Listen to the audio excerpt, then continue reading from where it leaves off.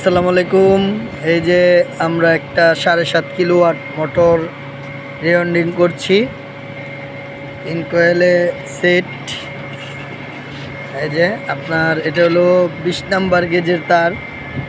এই যে 20 নাম্বার গেজের তার আপনার এখানে যে 3টি করে দেওয়া হচ্ছে।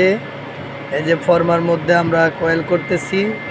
মূলত মোটরটা আপনার সবগুলা কয়েল পরে নাই, নিচ থেকে এক সেট কয়েল পুড়ে গেছিল, তাই আমরা এই মোটরের কেবলগুলা তুলে 2 কয়েল সেট বাদ দিয়ে পরে আবার পুরাতন তার দিয়ে বাঁধা হচ্ছে এটাকে, আর কিছু সংকোচ নতুন তার দেওয়া হচ্ছে এটার মধ্যে। এই যে মোটরটা আমরা রেডি করতেছি। এই যে ঠিক আছে, 7.5 কিলো মোটর এটা।